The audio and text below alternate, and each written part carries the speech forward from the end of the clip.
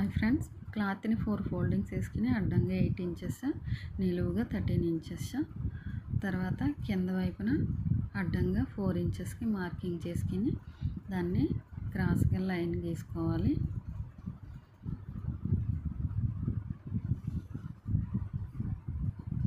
దాన్ని కట్ చేసుకోవాలి.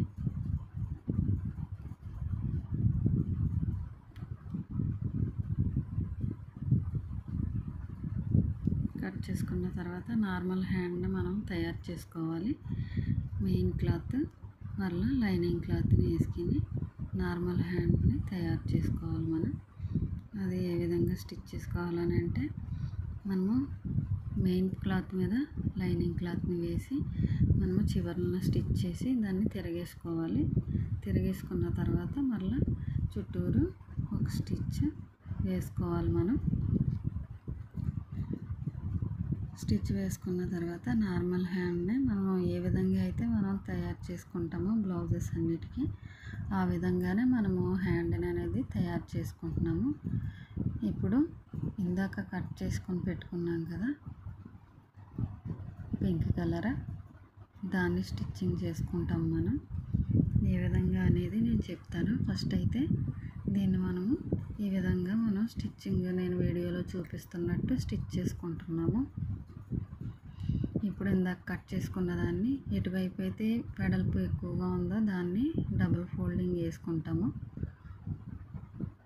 Double folding వేసుకుని ఒక స్టిచ్ వేసుకుంటాము.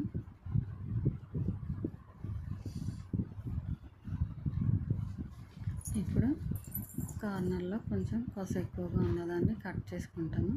ఇప్పుడు సైడ్స్ మనం ఫిల్స్ పెట్టుకుంటాము. ఎన్ని ఫిల్స్ వచ్చినాయి అనేది మనం లెక్క పెట్టుకోవచ్చు. ఒక 6 or 7 ఫిల్స్ వస్తాయి. ఆ ఫిల్స్ని మనం లెక్క పెట్టుకోవచ్చు.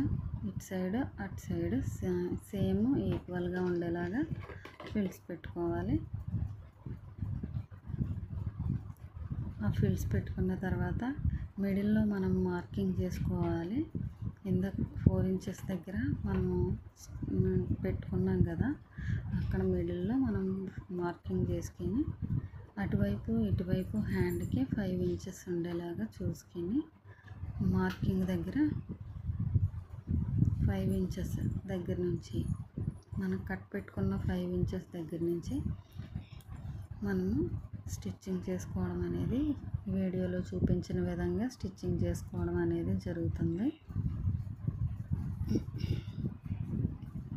మిడిల్లో ఉన్న క్లాత్ని కూడా మనము ఒక 2-3 ఫిల్స్ అనేవి వస్తాయి. వాటిని కూడా మిడిల్లో మనం ఫిల్స్ పెట్టేసుకోవాలి.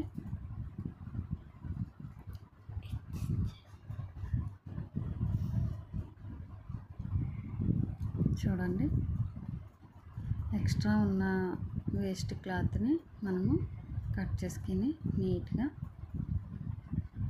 మనం చేసుకుంటాము.